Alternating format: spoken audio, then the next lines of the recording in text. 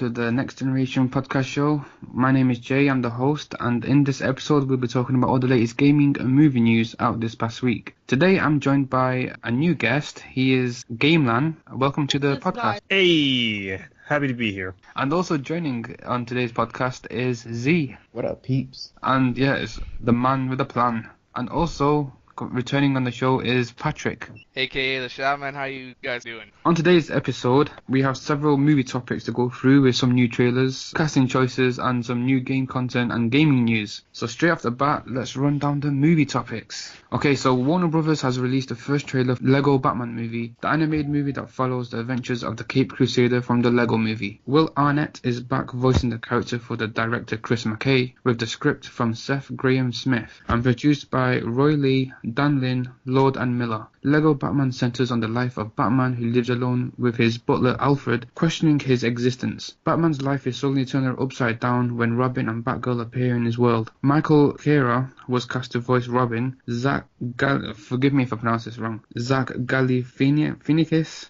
It's Galifianakis. Thank you. Galifianakis.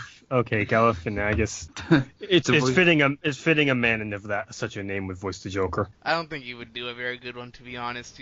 The Joker doesn't sound that stoned. Seriously, like that guy just sounds like he's in like a 7th or so degree of being stoned, and this is coming from a stoner. Yeah, whatever he said to voice the Joker. Rosario Dawson was cast to voice Barbara Gordon, the daughter of Police Commissioner James Gordon, who later became the crime-fighting heroine Batgirl. Ralph Fiennes was cast as Alfred Pennyworth, Bruce Wayne's butler, and Mariah Carey was actually cast as the yet unnamed female mayor of Gotham City. The Lego Batman movie is set for a February 10th, 2017 release date. So yeah, over to you, Patrick, as you were continuing on with the Joker. Yeah, I don't feel Zach Galifianakis would be voicing a really good Joker, and I admittedly have been wrong in the past before, although that's only like in a maybe 5% at best, so more than likely, I don't think he'll be that entertaining of a Joker. So either way, it's a Lego movie. I haven't really watched too many of those. Although I admit the actual Lego movie was pretty good. I know this is a spin-off. It's being directed by the same people, right? Pretty much.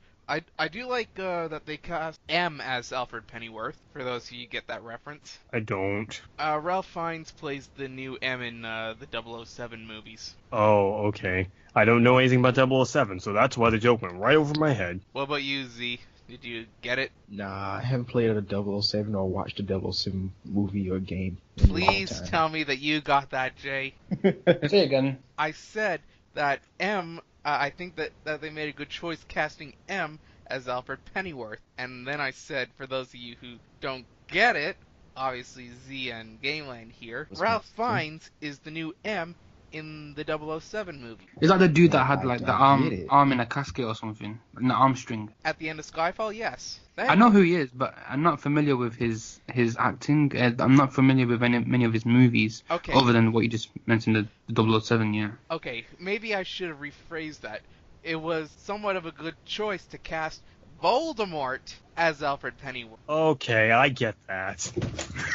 So he's Voldemort as well, okay. I did not know that. Scott Pilgrim to voice Robin? Okay. I guess you learn something new every day, right? Wait, I'm looking at Zach. We're going to call him Galfie for short. Zach Galfie's work. Apparently he starred in a movie called The Hangover. I heard of that one. And Hangover sequels. Yeah, me and Patrick were just saying off screen, it's an odd choice for someone like him to play who's a comedian, who's always like happy and jokey, to be playing not necessarily a serious villain, but a villain nonetheless. A psycho. In terms of like how that villain is portrayed on screen is very like a psychopath, basically. Then again, we have seen what Luke Skywalker could be if he actually did turn to the dark side. So maybe I am wrong. Wait, is that a Star Wars Force Awakens spoiler? No.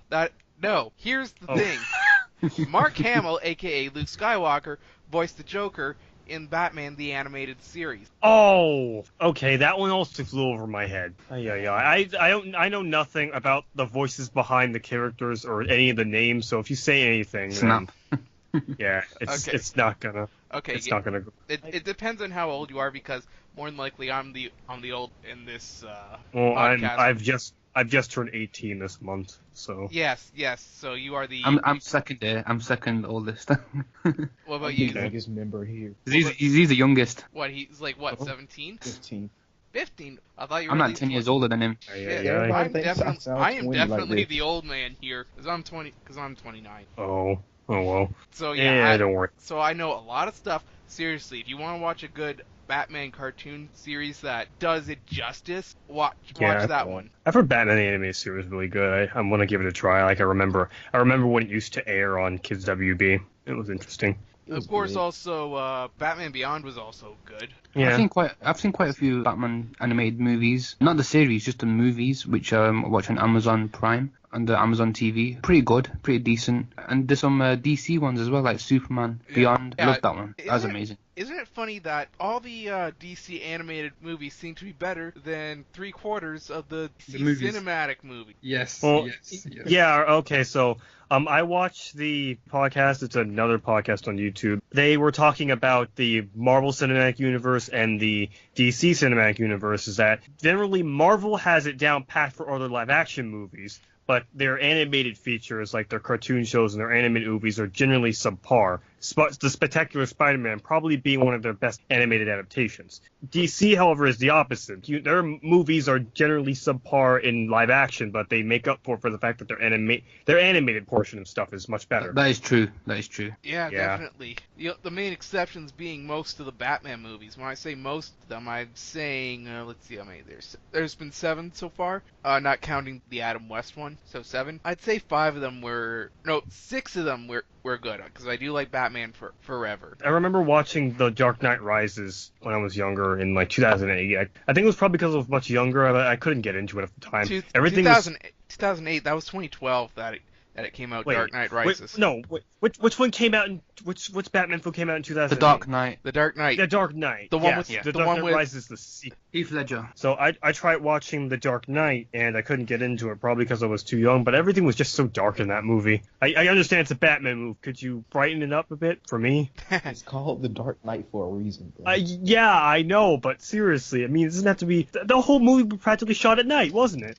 I'd say about half. I know darkness is Batman's thing, but come on, like get a nightlight or something, just some bit of Like a light. thief in the night, you know. Have you watched it recently? I have not actually. I should probably take a look at that. Definitely. You'll love it, and you will see why Heath Ledger it wasn't technically his last performance, but it was considered his last and definitely most tragic performance. I want to mention, Will Arnett, the guy who comes in Teenage Mutant Ninja Turtles that came out in 2014, Yeah. the reboot one. So he's the voice of this Lego Batman, and I think he is a perfect choice. Wasn't he the voice of Batman in the Lego movie as well? Yeah, he's the same. Yeah, that's why they brought him back. He's the same voice for Batman in the Lego movie as well as in this standalone film. So I'm glad they brought him back because he was one of the main characters that really stood out and was very popular with the audience. Did you guys check out the trailers? There was 2 trailers that dropped this past week. I saw the one you linked. So there's 2 different ones.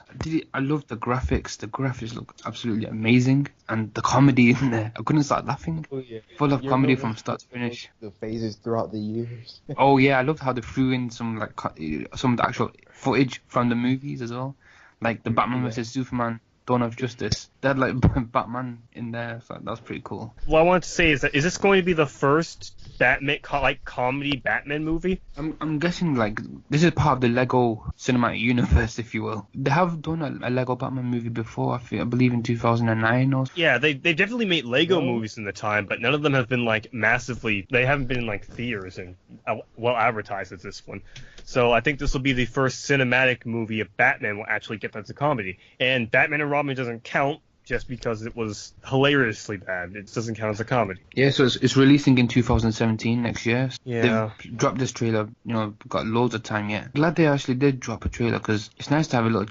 I think they wanted to do it because Batman vs Superman came out the week before. They did it in time so that the audience can get familiarized and everybody's talking about Batman. So it was a perfect time for them to just drop a little tease just to show what the movie is about, what it's going to be like. And it's got the same humor from the Lego movie.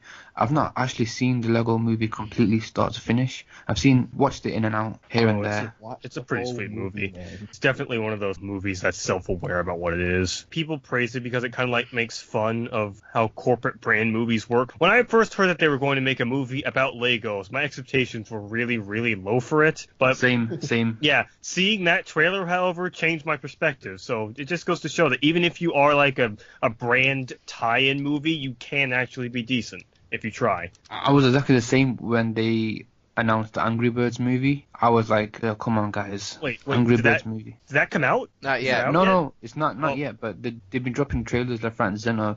But do you know what? I was exactly the same, thinking my expectations are so low, I'm not going to like it, I'm not going to watch it. And then they dropped the trailer, and I finally fell in love with it. Is it actually good? Wait, I haven't seen the trailer. It looks decent. Here's the thing with me. My expectations were already low when I first saw a trailer for Angry Bird, and after seeing it, it dropped significantly. Your expectations got even lower than what they already were? Yep. Granted, it's not got an actual storyline, but you can guess where they're going with it, with those pigs that are like the villains in the movie, and the birds are like obviously the bird Red is like the protagonist. It's going to have lots of humor in it and stuff like that. Who knows? Yeah. It might surprise you. Who knows? Maybe. Isn't there another movie, is the Angry Bird movie coming out in 2017 as well? No, that's coming out this year, I believe. Oh, okay. Summertime. So we'll be able to see that soon. I know there's another movie coming out in 2017. Is that movie Incredibles 2, or is that coming out in 2018? No idea actually. This is the I'll first Google that real quick. This is the first Yeah. I've heard about it being legitimately greenlit. So I'm not sure they've actually. I would like to see that one because Incredibles 1 was awesome. I think we'll Yeah, all it's be waiting pretty for a sweet. sequel for that.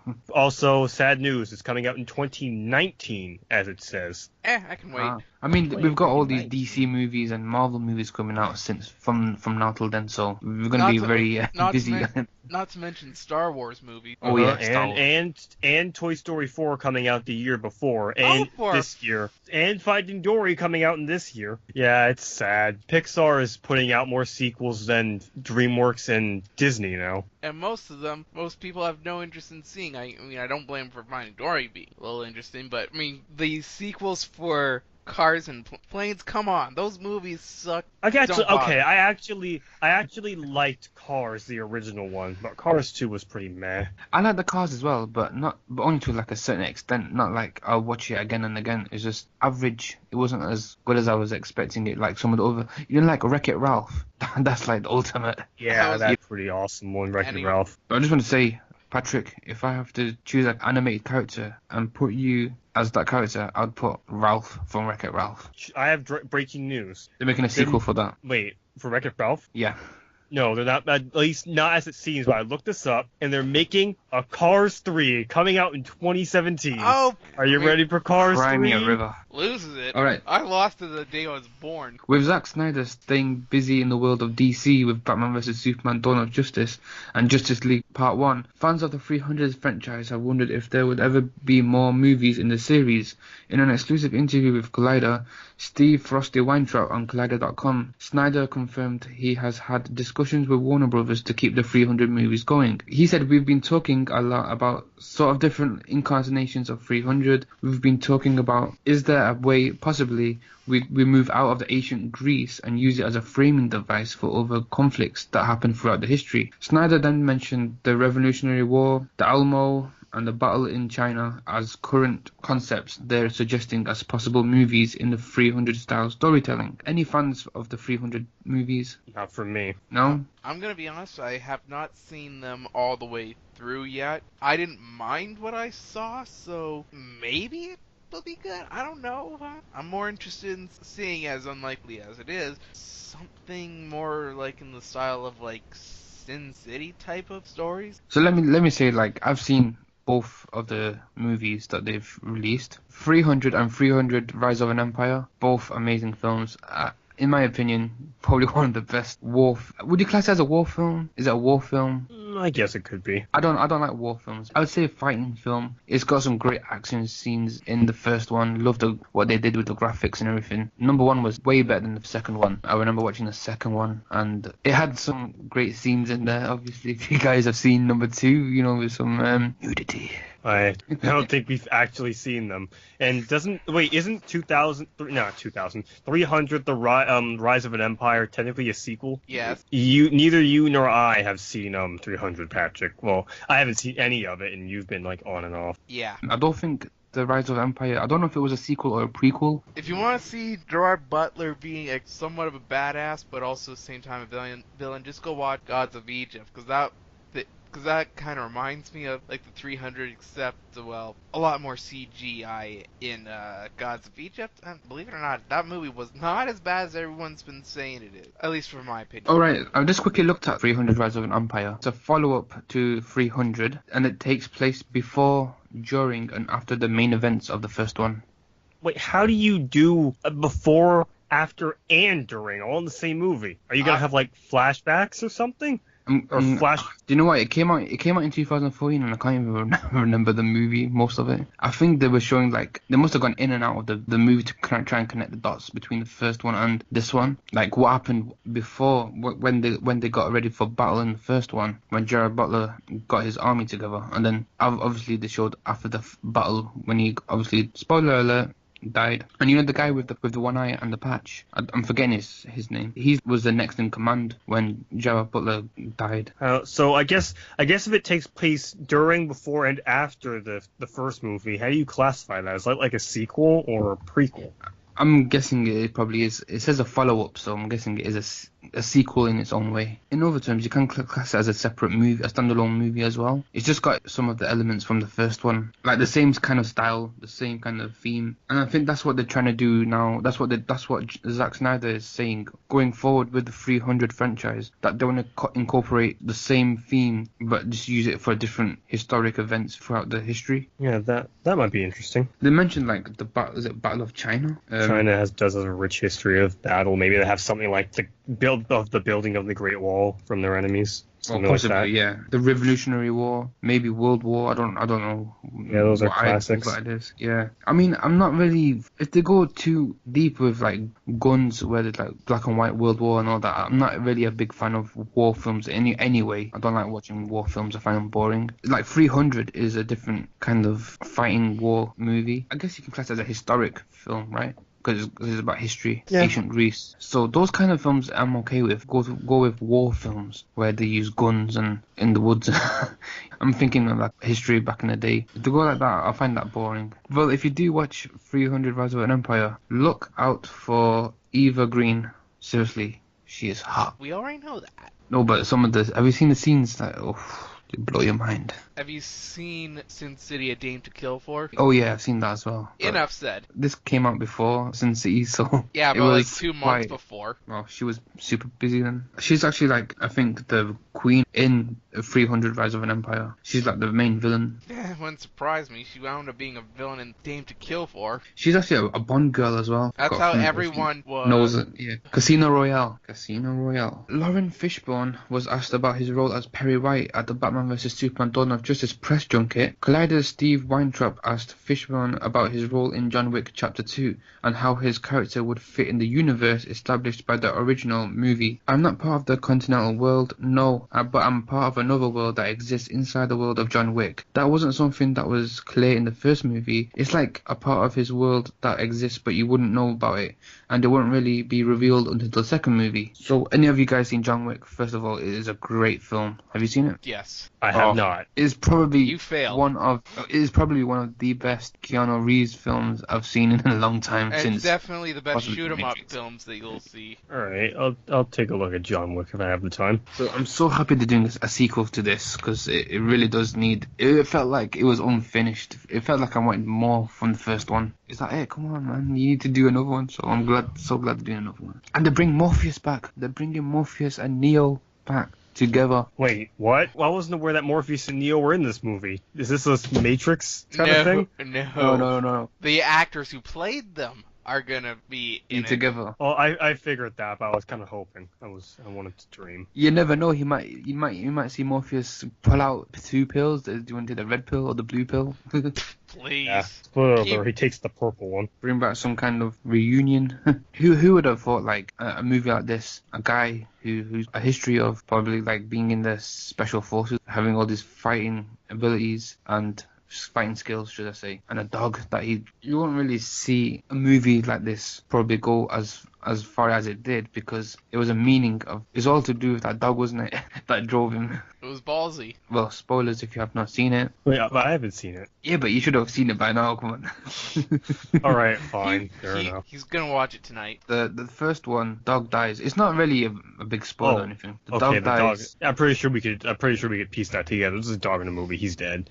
Yeah, so the dog dies. That was the main thing that forced him to come out of his secretive life. But so I'm thinking, what will drive him in the second one? Will he get another puppy, or will he? He did. Did you not see the ending? You know what? I can't remember, but I remember it's a good film. I've got a really bad memory. He grabs a pit bull. Is that from one of the bad guys? No, just from a vet shelter. He was conveniently dying up again. He stitched himself shut. Yeah, that's right. Yeah, I remember now. So yeah, okay. Forget what I said about what will drive him in the next one, but I think it's hinted that even though he took care of the guy that pissed him off, he has no reason to go back into a secret life full time, because True. Basically it's just another part of his world that, like, different opportunities, but still enough for him to drive what he's good at. he is pretty good with guns, as you might know him as Neo in Matrix. The amount of training that Keanu Reeves did for this movie is astonishing, and it'll make you respect him as an actor even more. I believe with his own stunts. Yeah, he did his own stunts. He studied all the martial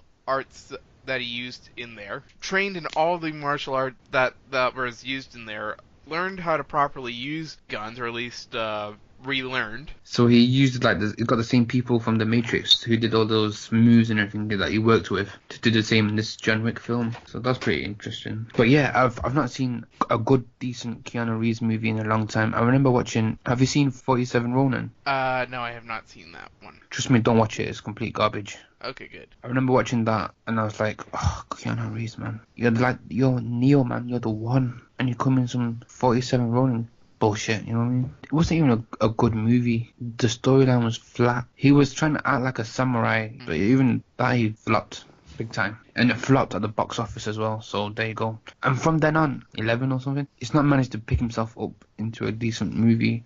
I mean, it's nothing to do with his performance.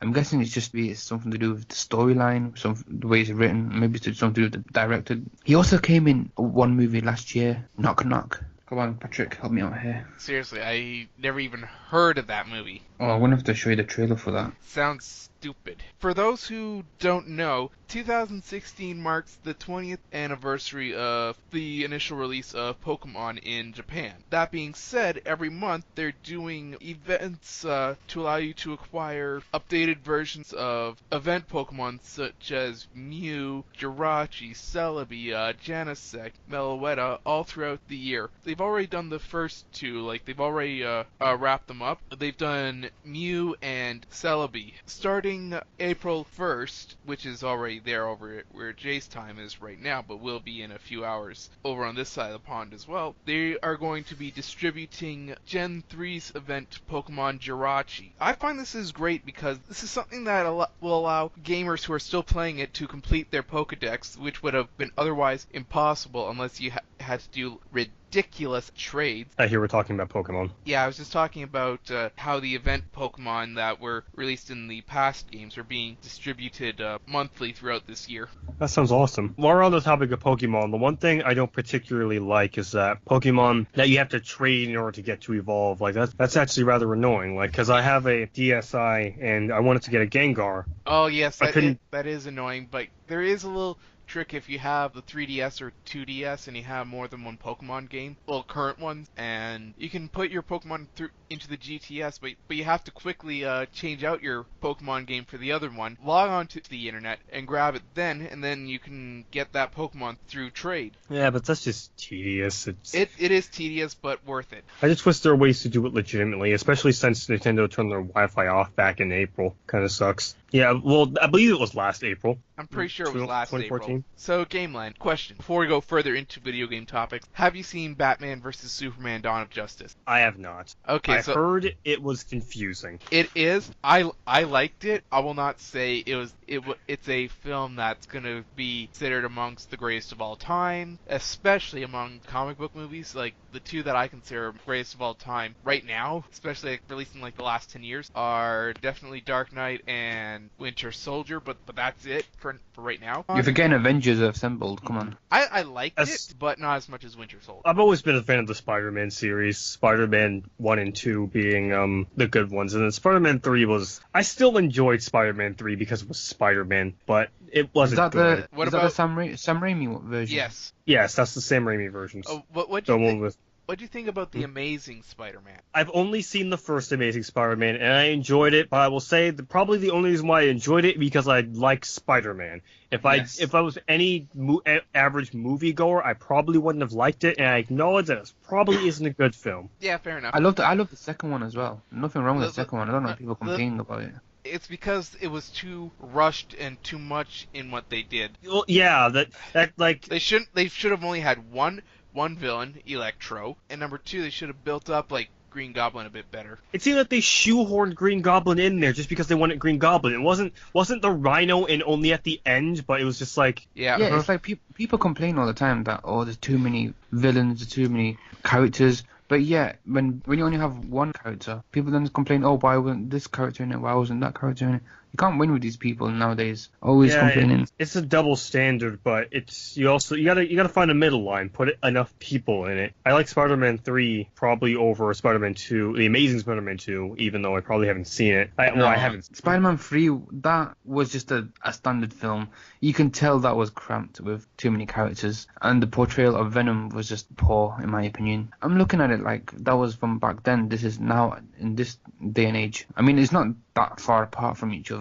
2014, 2007. I need to watch Spider-Man 3 again because I remember enjoying Spider-Man 3 as a kid, but I hadn't seen it recently, so my opinion might change. I'll be sure to see the Amazing Spider-Man and Spider-Man 3 and then make my judgment. I'll marathon I'll marathon all. For those of you who don't know, me and Patrick, we recorded our Batman vs Superman Dawn of Justice movie spoilers review, which you can catch on my channel once it gets uploaded. Do check that out. It was quite a debate. It's a movie that has a lot of opinions, a lot of debates. Some people are going to love it, some people are going to hate it. It's definitely got that divide between comic book fans and non-comic book fans. Let's just say that I think that it came out too soon, and I think a couple scenes... Whoa, too soon. We've been waiting over 2 years for this. They should have They should have been building it up with other movies, kind of like the Avengers. Yeah, well, okay, if I might say something about this, I know I haven't seen, a majority of the DC movies, and I hadn't seen the majority of the, Marvel movies, but what I've been noticing is that when Iron Man came out, Marvel was planning its cinematic universe. However, if Iron Man bombed, then the Marvel Cinematic Universe wouldn't be a thing right now. And I feel like that what DC is doing is that it's planning this whole cinematic universe before even knowing if their first movie in their franchise will be a success. So they're kind of rushing things along. Apparently their first movie in the franchise, Man of Steel, wasn't that big of a success. I like that movie, but apparently was not that big a success. So they should hand the reins off to someone who actually knows what they're thinking about. I have to disagree with you. I thought Man of Steel was such an amazing Superman film. I said that the majority of people did not like it. We're not part of that majority. I have seen Man of Steel, and I'm indifferent on it. I like it more than I don't like it. It just had a few problems with me, mainly being its beginning, but once it kicks into the ending, it's actually pretty cool. Yeah. So, yeah, it seems like that DC's able to do is just make movies that are neither... No one can really call them good, but no one can call them bad either. I think it's a case of, you'd have to give it time. I mean, people are going to digest this. They'll probably watch it again two, three more times. But it's broken records. Did you know that? This movie has broken records. Batman vs. Superman has broken records. I can imagine why it broke records. It's a huge movie. Of course people are going to see it. It is the highest grossing DC film in the cinematic universe. Well, there's only 2 movies in it. Well, alright. I guess that's fair. I hope the Wonder Woman movie turns out good. Oh, I hope the I've got a Aquaman feeling. movie comes out good. I want to see Aquaman on the big screen. I hope the Green Lantern film comes out good. Yeah, but the last Green Lantern film was pretty bad, I guess. I hadn't seen a lot of these movies, but I've heard they were all bad. And here's the thing, Deadpool was awesome, and it's played by the exact same guy. The Green Lantern was bad, but Deadpool ended up being good. What does that say? It's not the character, it's the actor. It's not the character that carries the actor, it's the actor that carries the character, in my opinion. Not to mention the writing as well, because let's face it, writing for Green Lantern clearly sucked, the direction was bad, the opposite was said for Deadpool. But do you know why? It's because Ryan Reynolds, Helped produce he that did that film. movie. Yeah, he knew the character because he read up about it and everything, and he knew that that character was perfect for him. Whereas Green Lantern, you can tell that he's trying to not trying to like use the same acting from Deadpool, but you can tell that it's kind of really similar, and it didn't really work well with the Green Lantern. Yeah. I can see that when I've watched it back, comparing them with both Deadpool and Green Lantern, you Yeah. can tell it just works so much better with that character of Deadpool, because if it fits for that character, that's the background and that's how it works. And I think that's the main reason why Green Lantern didn't work. It sounds like Ryan Reynolds really liked Deadpool, but he wasn't all that into the Green Lantern, so he gave his all with Deadpool, but for Green Lantern he was doing it because of, it was his job to do it. Yeah, So he wasn't basic- invested in that film, so. So basically, he phoned it in. Yeah, I guess. I mean, he could have still tried, but Now, I think the film would have failed anyways. that's a shame. The writing was terrible about that. I'm not So- too sure about the Cyborg standalone film. I mean, judging from what we've seen in the footage. The thing is, Cyborg hasn't even really been mentioned at all in the DC Cinematic Universe. Like, at least, Oh, no. I wish they would bring in some. Spoiler, he No, They no, were? they've announced all the dates for the next 5 years of the DC Cinematic Universe. Just like Yeah. Marvel have, they are planning on doing all these standalone films, and we will see Cyborg in the Justice League Part 1 and Justice League Part 2 as well. I hope this starts off a Teen Titans movie. Teen Titans is awesome. They totally do need to make a Teen Titans movie. Here's the thing, what Robin do they cast? I mean, if you've seen, Oh yeah. if you've seen the trailer for Dawn of Justice, at least one of them, you'll see the Robin suit with the Joke's on You. So I believe that they're going to be using either one of two Robins, either Tim Drake or Damian Wayne. More than Can I just say- like Tim Drake, because that seems like the direction there, and they would need more time to introduce Damian Wayne, which I hope that they do, because I like that Robin. Can I just say, I believe. Sorry, bad joke.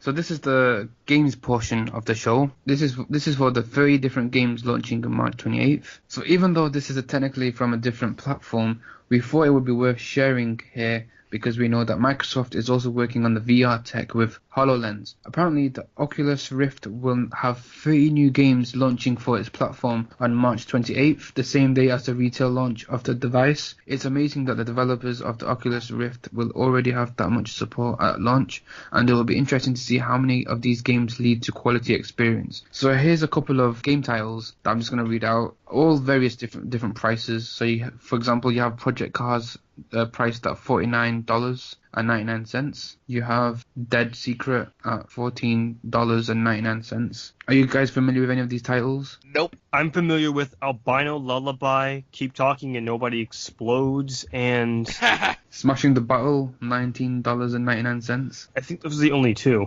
One of the games I was interested in, though, was there's the Adventure Time game, which is only $5. But there's a game with like a little fox squirrel guy in it, and that looked interesting. Oculus Rift for the Xbox, I'm guessing, right? Well, it might be cross platforms. Oculus Rift, I think it's its own thing, because didn't you say Microsoft was working on its own headset that wasn't Oculus Rift, or did you mean Sony? Well, Sony has announced theirs. Okay. Their VR is technically from a different platform, so obviously it's not. I don't think it's relating to Microsoft, but I'm guessing maybe it could be a cross-platform. Let's just say that it is. So what do you make of this news? 30 new games, all different prices. Let's say it is cross-platform. Are you excited? Well, Well- let's hope it's better than the Virtual Boy. Ouch. I'm sorry, Virtual Boy, but you're gonna need a senzu to heal from that one. Sting. Burn. So I'm interested in how a lot of these games are going to work with the Oculus Rift, because I see that like there are a lot of them that are obviously meant to be played with the Oculus, but how are games, specifically the one with the fox I've seen, that one, I don't know how a 2D how a 3D platform will work with the Oculus Rift. There's like a weird puzzle game, like I think it's called Rooms. So you'll have Yeah. to do like some kind of head movement or something. If you, I'm guessing that you put it over your eyes, right? It's virtual reality, right? You're gonna have to move side to side with your head as if you're like dancing.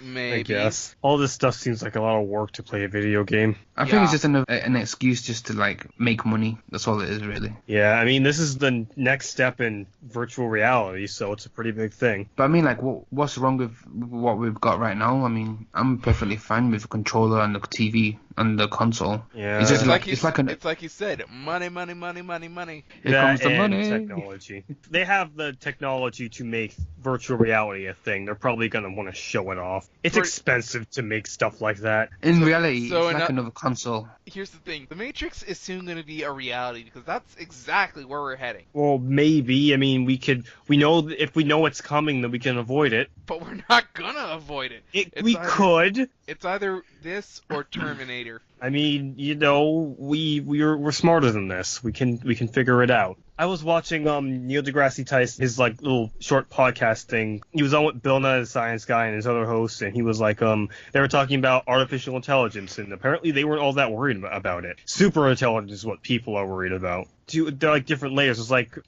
intelligence like that allows the computer to do one simple function and it's good at that function, like a calculator. There's like general intelligence where it can do a whole bunch of stuff and like it knows general knowledge and it's good at conveying that knowledge. So like Google. And then there's just like super intelligence where it's like sentient and stuff. They have like a different rate level and all that. Yeah. But let me ask you guys, like, okay, so this is looking to the future now. You've got this virtual reality over your eyes, so you can experience being the game and etc. What's next? A whole outfit that's going to be motion censored and all that. Dude, we're gonna Sword Art Online is gonna be a thing. It's gonna happen. Next Oh, thing you know, yeah. you're going to have an actual robot standing right next to you, and you're going to be using the robot as a game thing. Yep. Kind of like Real Steel, or no, but yeah, it's very believable that Sword Art Online can very well happen, including if you die in the game, you die in real life.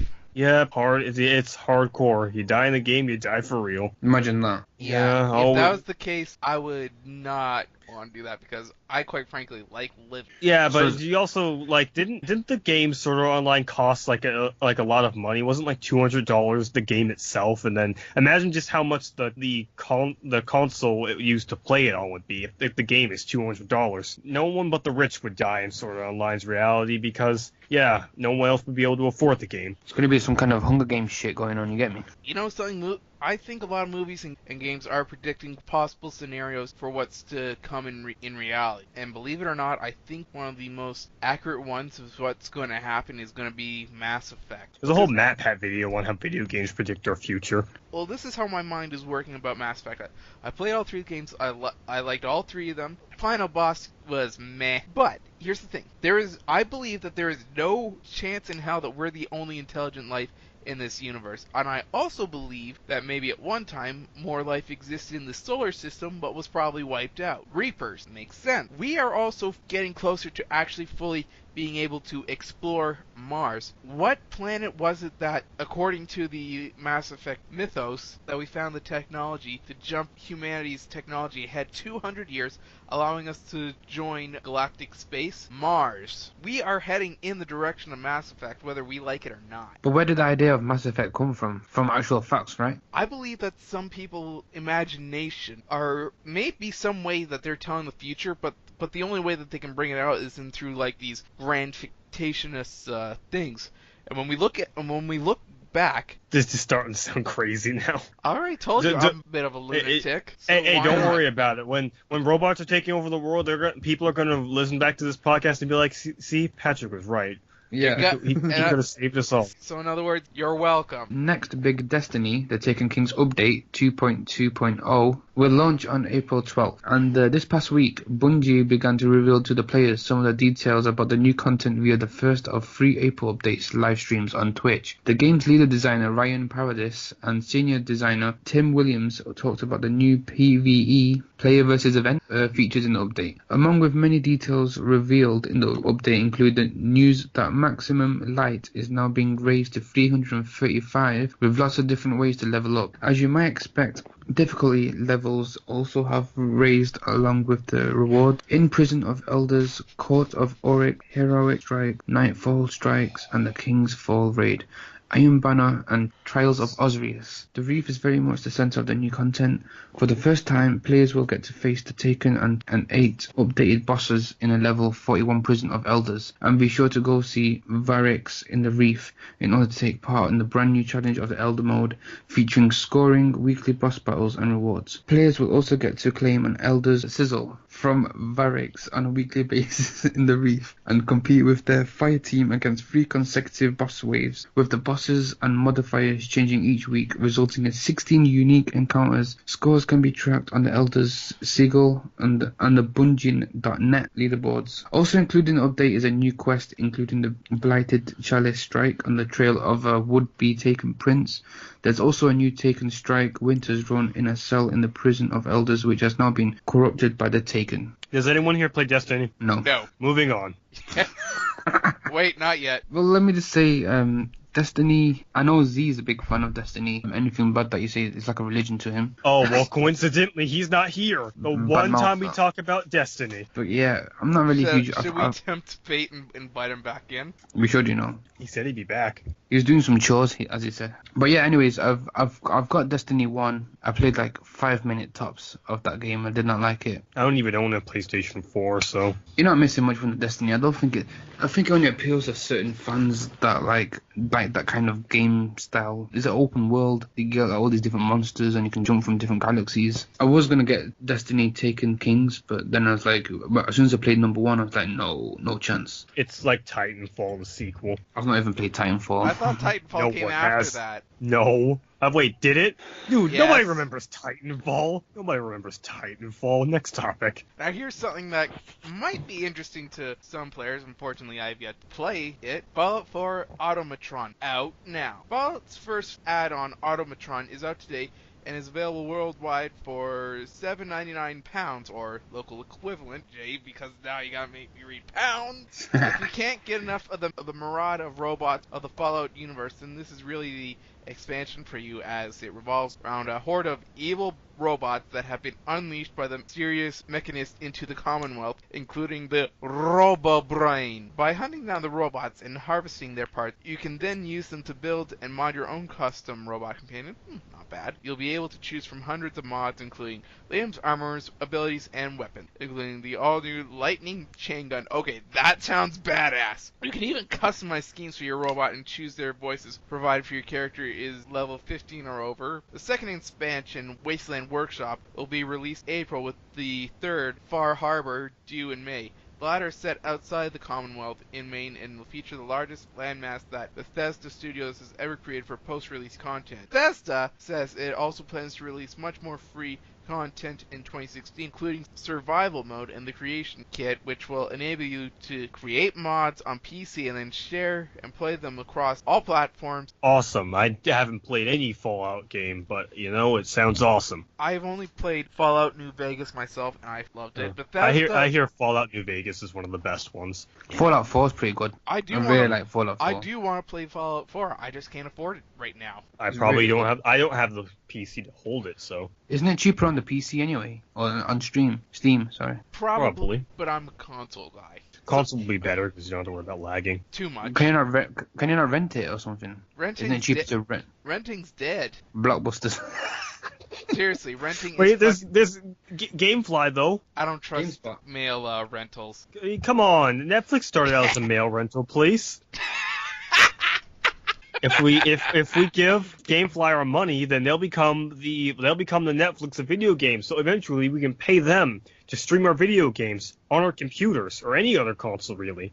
Just think of it. Technically, that already kind of happens with PlayStation Network, Xbox Live, and whatnot. So your point is. Well, yeah, but GameFly can do it for us. That's the difference. Did you see the trailer for this? It looks pretty good. So they got like robots that are going to be taking over the actual story. It's like a side mission in a way. In other words, I'm guessing. robots in skies.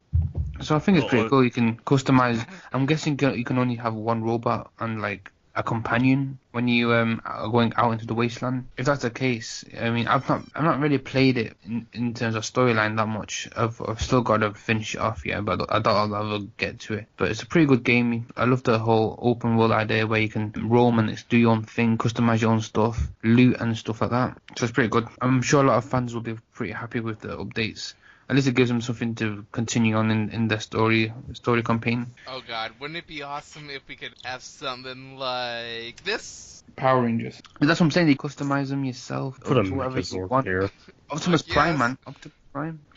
That's what I was kind of saying. Although I just decided to go with that. It probably won't be able to make a Megazord, though. Well, not the size, but maybe the design. Hopefully, will be similar. Maybe. Maybe highly unlikely, but goddamn, would it be awesome? We got a dream. Square Enix has revealed the release window for the upcoming RPG Star Ocean 5 for the PS4. According to Square Enix, the game will launch this summer exclusively for the PS4 and will also feature dual audio, meaning users can switch between original Japanese voiceovers. Square Enix also released some new videos that show the English voiceovers for the various characters. Star Ocean 5 is getting a release on the PS3 and PS4 in Japan. The game has been confirmed to run at narrative 1080p and 60 FPS on the PS4, and while Japan will also get the PS3 version, it will be only released for the PS4 in the West. Star Ocean 5 is developed by Tri-Ace and published by Square Enix. Well, thank you, Star Ocean 5. I'm not going to be able to play you. Exactly, it's like... You don't have a come on. PS4? No.